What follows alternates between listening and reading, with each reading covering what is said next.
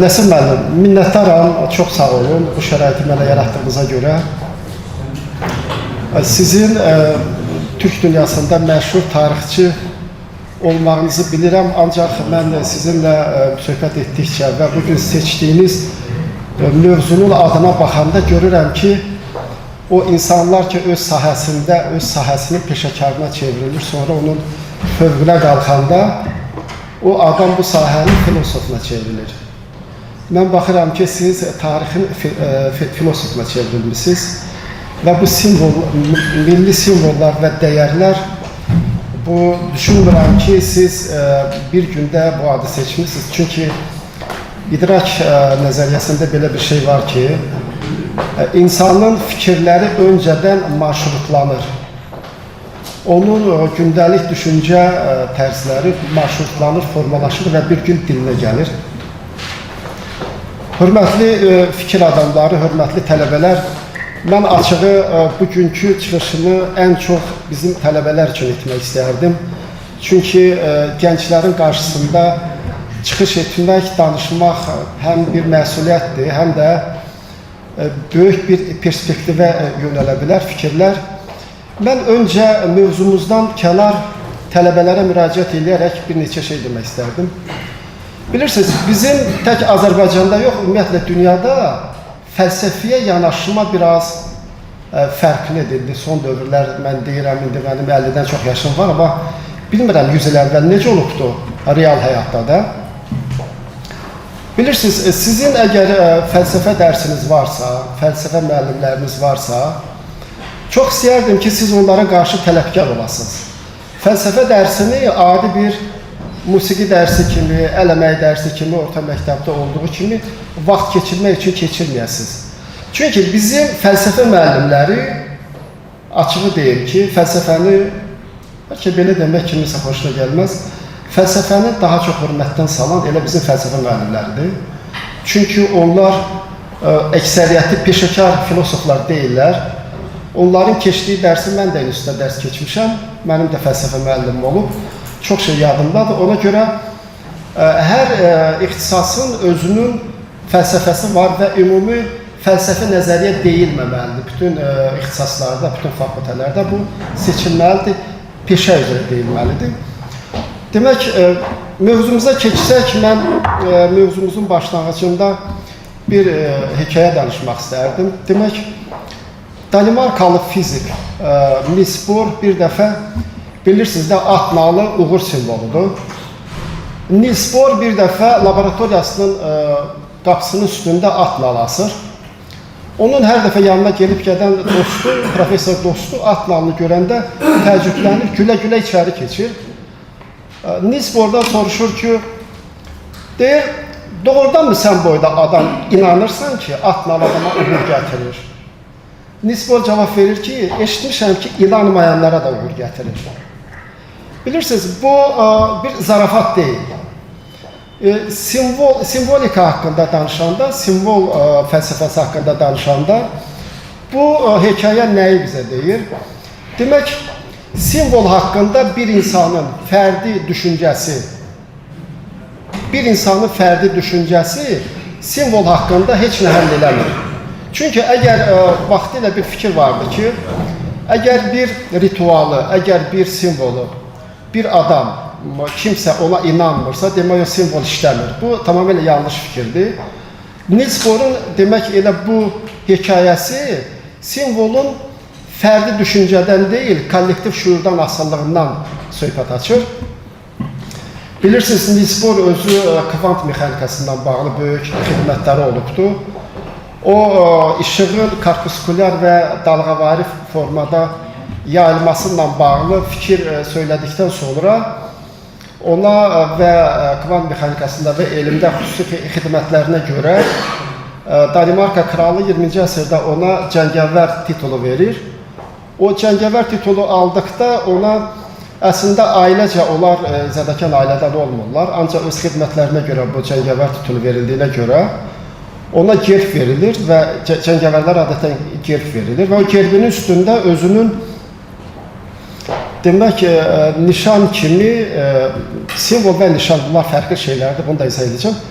demək nişan kimi şərq fəlsəfəsinin in-yan demək nişanını qəbul edir və bu işığın korpuskulyar və zərrəciklər formada paylanmasını ifadə edən o zamanki mübahisə yaranırdı ki, bu necə ola bilər, həm korpuskulyar, həm dalğavari yayılsın. O deyirdi ki, bunu ayrılıqdan anlamaq olmaz, bunu birlikdə anlamaq lazımdır. Yəni, ziddiyyətlərin vəhdəti formasında anlamaq olardı. Ona görə o həm də sübut elədi ki, şərq fəlsəfəsi simvolika sistemində böyük rolu var, böyük rol oynuyor.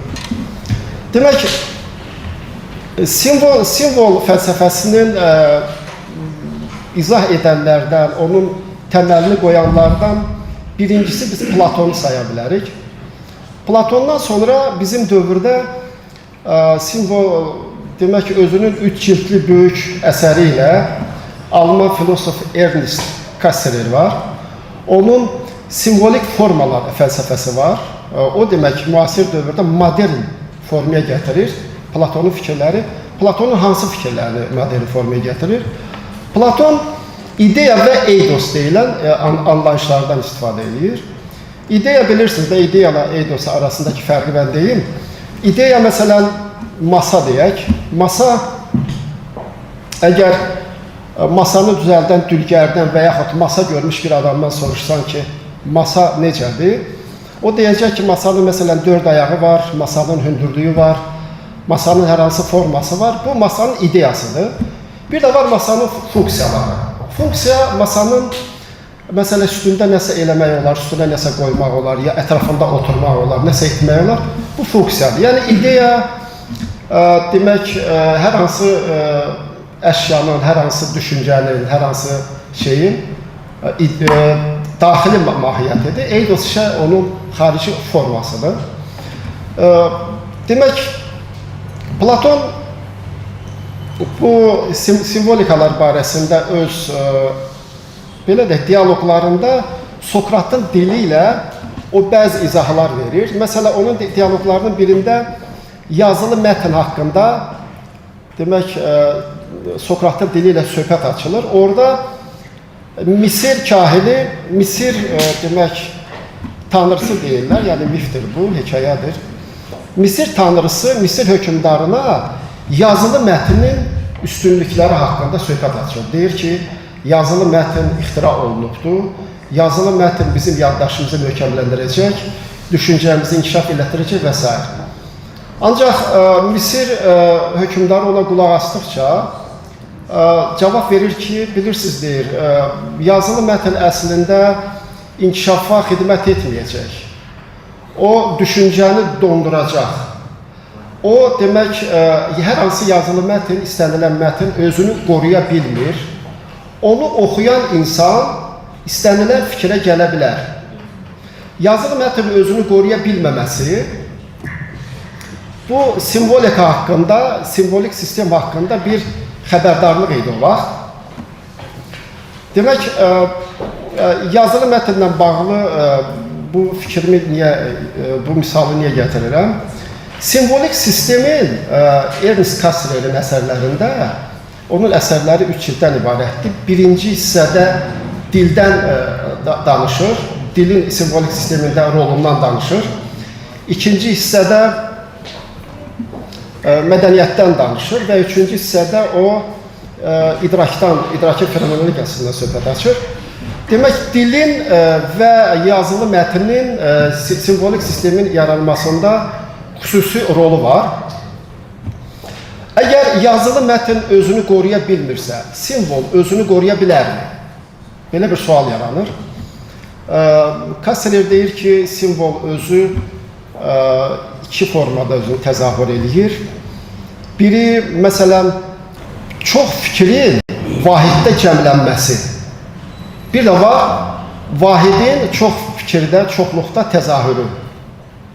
Məsələn, biz hər hansı bir simvol götürsək, məsələn, bizim Azərbaycan bayrağını götürsək, Azərbaycan bayrağının 3 rəngində müxtəlif ideyaların təzahürü var. Bu, çoxluğun vahiddə təzahürüdür. Ancaq vahidin çoxluqda təzahürü, ifadə olunması, əksinə, demək ki, bizim bayrağımız da simvollarımız, rənglərimiz, aypara, O çoxluğun vahiddə cəmlənməsidir. Bir də var, demək, vahiddə çoxluğun təzahür olması. Təzahür olduğu zaman, demək, buna misal nəyə gətirmək olar? Məsələn, riyaziyyatdakı hər hansı formula, hər hansı düstur, aksiyon formasında, qanun formasında qəbul olunur və həyatın bir neçə yerində o tətbiq olunur. Biz əgər fikir versək, vahidin çoxluqda təzahürü adətən riyazi kəmiyyətlərdə özünü ifadə edir. Bu da anlaşılandır, çünki riyaziyyat deduktiv metodla demək yerinə yetirilir. Humanitar sahələr isə induktiv metodla yerinə yetirilir. Bizim çoxlarımızın tanıdığımız Karl Popper var. O deyir ki, elmin inkişafında induktiv metodu o pisləyir, tənqid edir. Çünki induktiv metodla elmi demək, nəticələrə gəlməyi tənqid edir. Ancaq indi bizim bugün mənə ki söz verilibdir, bizim simvolik sistem haqqında çıxış edeyim. Simvolik sistemin bizim türkçülüyə məsələn aidiyyəti barədə istərdim biraz söhbət edeyim. Çıxışımın biraz fəlsəfi terminlərdən istifadə etmək istəmirəm, yormaq istəmirəm sizi. Ancaq məsələn biz baxsaq ki, türkçülüyün əsas simvollarına diqqət eləsək, bir məqam istəyərdim, müasir dövr üçün diqqətinizə çatdırım. Məsələn, 4-cü əsrdə türklər üzəngini icad eləyəndə, üzəngi icad olunandan sonra bu üzənginin ümumiyyətlə icadı yaxşı döyüşçü hazırlığına gətirib çıxarır. Bu 4-cü əsrdə türklər bunu icad eləyəndən sonra 5-ci əsrdə bu başlayır Avropada yayılmağa. Avropada üzəngi yayılmağa başlayanda orada demək cəngəvərlər yetişir. O cəngəvərləri saxlamaq üçün, çünki onlar yaxşı döyüşçü olurlar, qılıncı, sursatı, zirehi filanı atır və onları saxlamaq üçün onlara xüsusi bir xidmət göstərmək, xərc çəkmək lazım gəlir. Və bunun üçün o zaman hökümdarlar onları maraqlandırmaq üçün, onları demək, saxlamaq üçün, belə deyək, onlara torpaq pay verirdi. Torpaq pay verəndə demək, o cəngəvərlər üçün o torpaqda işləyənlər, o torpaqda məhsul yetişdirib satanlar əslində o cəngəvərlərə xidmət edirdi və bu da feodalizm quruluşunu Avropada yaranmasına gətirib çıxartdı. Yəni, desək ki, türklərin 4-cü əsrdə üzəngini ixtira eləməsi gətirib 6-cı, 7-ci əsrlərin əvvəllərinə başlayaraq əsasən Avropada feodalizmin formalaşmasına gətirib çıxardacaq. Bu biraz şübhəli səslənə bilər, ancaq müəyyən araşdırmalar bunu yaxşı sübut edir. Və əgər biz fikir versək, o zaman üzəngi necə ki döyüş taktikasını dəyişdi, döyüşdə ümumiyyətlə döyüşün ab-havasını dəyişdi. Yadımıza salaq 2020-ci ildə Bayraktarlar, pilotsuz uçuş aparatları ilk dəfə Azərbaycan-Ermənistan müharibəsində istifadə olundu.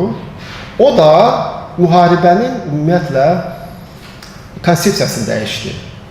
Yəni, biz əgər desək ki, türkçülüyün ümumiyyətlə klassik simvolları hamımız bilirik. Onları mən sahib vaxtınızı almaq istəmirəm.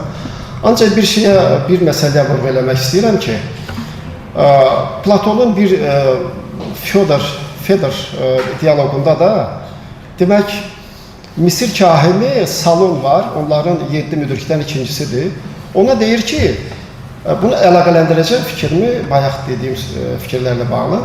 Ona deyir ki, siz Yunanların tarixi yaddaşı çox zəifdir. Sizin ağarmış tarixi yaddaşınız yoxdur, çünki siz onu belə deyək, arxivləşdirmirsiniz. Ancaq biz deyir, onu arxivləşdiririk. Sizin ümumiyyətlə deyir, simbolikanı yaratmaq üçün istifadə elədiyiniz miflər, əslində o sizin deyil. O bizim Misir mədəniyyətinin tarixi qalıqlarından qalmış və Yunanların mifologiya deyə inkişaf elətdirdiyi məhsuldur. Burada mövzu nədən gedir və izah edir ki, insanlar elə düşünürlər ki, onların yaşadığı dövr sivilizasiyanın ən ali dövrüdür. Necə ki, biz bugün hesab edirik ki, süni intellekt var, rəqəmsal demək mühit var, biz sivilizasiyanın ən yüksək mərhələsində yaşayırıq. Ancaq bu yanlışdır, çünki Platon orada sübut edir ki, tarix xətti deyil, dövrüdür. Və bizim mədəniyyətlərimiz, bizim kitablarımız, bizim düşüncələrimiz bir anda məhv ola bilir və yenidən bərpa olur. Bu da tarixdə çox, belə deyək, misallar gətirmək olar. İndi fikrimi hara gətirirəm? Demək, Misir kahini sübut edir ki, biz tariximizi daşlar üzərində yadlaşdırırıq, monumentallaşdırırıq.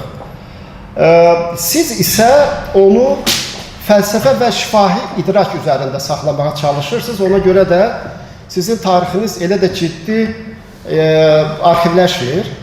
Bəs onların, Misirlilərin, məsələn, simvolik sistemindən götürsək, daşlaşmış yaddaşı, Yunanların fəlsəfi yaddaşı, şifahi yaddaşı, türklərin hansı, demək, yaddaşı bizdə heç vaxt dəyişməyəcək? Demək, mobil texnoloji yaddaşı heç vaxt yadımızda dəyişməyəcək. Çünki əgər üzəngini o vaxt ixtira eləyiblərsə və bu gün də demək, uçuş aparatlarından, düzdür, uçuş aparatlarını ilk dəfə türklər ixtira eləməyib, ancaq onu real həyatda tətbiq eləyən biz olmuşuq, türklər olmuşuq. Və düşünürəm ki, bizim bu mövzuda, simvolik sistem mövzusunda uzun danışa bilərəm, ancaq mən vaxtınızı almayım. Demək istəyirəm ki, son 2 dəqiqədə danışım. Bizim simvolik sistemlə bağlı ən əhəmiyyətli yanaşmamız nə olmalıdır? Bax, fikir verirsinizsə, məsələn, Rus dilinin ekspansiyası, İranın şiəlik demək ekspansiyası, bunlar bir növ simvolik formada bizim cəmiyyətə təsir edir. Biz insanların düşüncəsini dəyişə bilmək üçün, yəni bilirsiniz ki, proses fəlsəfəsinə görə reallıq statik donmuş bir şey deyil. O, daim inkişafda hərəkətdə olan bir prosesdir, reallıq. Çünki reallığa bugün bir cür baxırıq, sabah açılır. O reallığa biz baxışımız dəyişir, ancaq reallıq olaraq qalır. Biz nə etməliyik? Bizim simvollarımızın formalaşmasında fikir verirsinizsə, bəzən simvollar transformasiya olur, onlara münasibət dəyişir filan. Bunu da bu Jean Baudrillard adlı bir müəllif simvolların əhəmiyyətini itirməsi, mahiyyətini dəyişməsinə simulakr deyir. Simulakr nədir? Yəni, orijinalı olmayan bir şeyin kopyasının ikinci kopyası, birinci kopyası və ikinci kopyasıdır. Məsələn, biz bugün din adamlarımızın, məsələn, məişət səviyyəsində onları dinləsək, görərik ki, hər hansı simvola vaxtı ilə çevrilmiş bir simvolu onlar simulakra çevirir. Simulakr nədir? Demək, simvol öz mahiyyətini itirir və o reallığı əvəz eləməyə çalışır. Simvol, simulakr qarşı durması ayrıca bir mövzudur. Mən nə demək istərdim? Biz çalışmalıyıq ki, biz bir cəmiyyət olaraq çalışmalıyıq ki, elə bir simvollar yaratmalıyıq ki, simvol bir fərdin yaratdığı bir şey deyil, simvol kollektiv şuurun yaratdığı bir şeydir. İnsan beyninin, insan şuurunun simvol yaratma qabiliyyəti var. Bu da 3 mərhələdə gedir. Nəysə, onu izah eləməyim. Çox istəyərdim ki, bizim simvolik sistem üzərindən insanlarımızın məsələlərə münasibətində təsir edə bilək. Sağ olun.